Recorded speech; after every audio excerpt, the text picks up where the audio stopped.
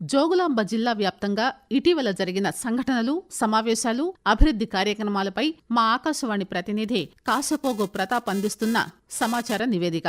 జోగులాంబ గద్వాల జిల్లాలోని కోయిల దిన్నెలో ఇందిరమ్మ ఇళ్లకు ఎంపికైన అర్హులు ప్రస్తుతం నివాసం ఉంటున్న ఇళ్ల పరిస్థితులను గృహ నిర్మాణ శాఖ డిఈఈ నరేందర్ పరిశీలించారు.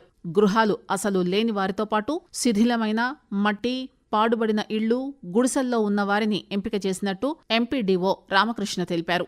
4 ప్రభుత్వ పథకాల అమలుకు మొదటి విడతగా ఈ గ్రామం ఎంపికైనట్టు ఆయన చెప్పారు. ఈ కార్యక్రమంలో ఎంపీఓ రవికుమార్, పంచాయతీ కార్యదర్శి శ్రీవాణి పాల్గొన్నారు. యువత మత్తు పదార్థాలకు బానిసలు కాకుండా వాటికి దూరంగా ఉండాలని జోగులాంబ గద్వాల జిల్లా అదనపు కలెక్టర్ లక్ష్మీనారాయణ సూచించారు. కలెక్టర్ కార్యాలయంలో నిర్వహించిన మాదక ద్రవ్యాల నిర్మూలన, నార్కోటిక్ కమిటీ సమన్వయ సమావేశంలో మాట్లాడుతూ ఆయన మత్తు పదార్థాల కట్టడికి అన్ని శాఖలు సమన్వయంతో పనిచేయాలన్నారు. రైతులు గంజాయి సాగు చేయకుండా వ్యవసాయ శాఖాధికారులు అవగాహన కల్పించారన్నారు. మత్తు పదార్థాలను విక్రయిస్తే పోలీసులకు సమాచారం ఇవ్వాలని చెప్పారు. ఈ మేరకు పాఠశాలలు, కళాశాలలు, గ్రామాల్లో అవగాహన కార్యక్రమాలు నిర్వహించాలని సూచించారు. 10వ తరగతి చదువుతున్న విద్యార్థులకు అల్పాహారం అందించడం ద్వారా వారు ప్రత్యేక తరగతులకు తప్పనిసరిగా హాజరయ్యేందుకు అవకాశం ఉంటుందని జిల్లా విద్యాశాఖాధికారి అబ్దుల్ ఘనీ పేర్కొన్నారు. జిల్లాలోని థరూర్ ఉన్నత పాఠశాలలో అల్పాహార పథకాన్ని ప్రారంభించిన అనంతరం మాట్లాడుతూ ఆయన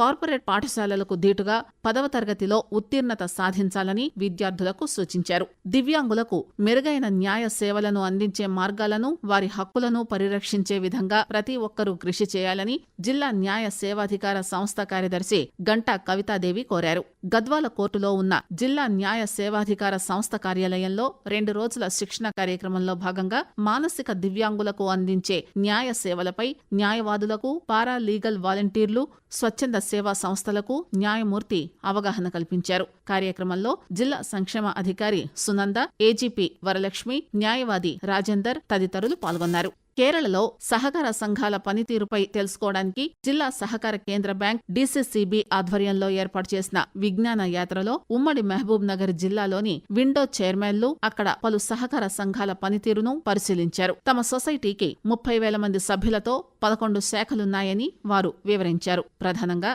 అల్లం, మిరియాలు, కొబ్బరి, రబ్బరు తదితర ఉపాధి అవకాశాలకు రైతుల పొలాన్ని తాకట్టు పెట్టుకుని మార్కెట్ విలువలో 40% రుణంగా ఇస్తున్నట్టు వారు తెలిపారు. ఉమ్మడి పాలమూరు జిల్లా విండో చైర్మన్ల ఫోరం అధ్యక్షుడు పోతుల మధుసూదన్ రెడ్డి, ప్రధాన కార్యదర్శి సుదర్శన్ గౌడ్, ఉమ్మడి జిల్లాలోని 60 సహకార సంఘాల అధ్యక్షులు ఈ విజ్ఞాన యాత్రలో పాల్గొన్నారు. జిల్లాలోని ఉండవెల్లి మండల పరిధిలోని 44 నెంబర్ జాతీయ రహదారిపై పుల్లూరు టోల్ ప్లాజా వద్ద కోళ్ల వాహన తనిఖీ కేంద్రాన్ని అధికారులు ఏర్పాటు చేశారు. కోళ్లలో వైరస్ ఉన్నందున ఉన్నతాధికారుల ఆదేశాల మేరకు తనిఖీ బృందాన్ని ఏర్పాటు చేసినట్టు ఉండవెల్లి పశు సంవర్ధక శాఖ వైద్యాధికారి శిరీష తెలియజేశారు.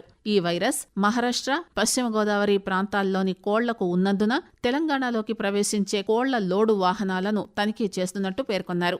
బెంగళూరు నుంచి నాగపూర్ వరకు 600 కోళ్లతో వెళుతున్న వాహనాన్ని తిరిగి పంపించినట్టు ఆమె చెప్పారు. చెక్పోస్ట్లో 24 గంటల నిరంతర తనిఖీలు ఉంటాయని, 3 షిఫ్టులుగా ఒక పశు సంవర్ధక శాఖాధికారి, 2 పోలీసులు విధుల్లో ఉంటారని వివరించారు. ఆదిలాబాద్ జిల్లాలో జరిగిన రాష్ట్ర స్థాయి సీనియర్ కబడ్డీ పోటీల్లో ప్రతిభ కనపరిచిన జిల్లా క్రీడాకారులు జాతీయ స్థాయి పోటీలకు ఎంపికయ్యారు. ఒడిశాలో జరిగే జాతీయ స్థాయి కబడ్డీ క్యాంపుకు వెంకటేష్, సద్దాలు ఎంపికైనట్టు కబడ్డీ అసోసియేషన్ జిల్లా కార్యదర్శి నరసింహ తెలిపారు. జిల్లాలోని జమ్ములమ్మ అమ్మవారి ఉత్సవాల్లో ప్లాస్టిక్ వినియోగాన్ని పూర్తిగా నిషేధించినట్టు నిర్వాహకులు తెలిపారు. ఈ మేరకు భక్తులు, దుకాణందారులకు అవగాహన కల్పించడం కోసం మెప్మా పురపాలక సిబ్బంది ర్యాలీ నిర్వహించారు. దుకాణాలు, హోటళ్లలో ప్లాస్టిక్ బాటిళ్లు, కవర్లు విక్రయించవద్దని సూచించారు. విక్రయిస్తే భారీ జరిమానాలు విధిస్తామని హెచ్చరించారు.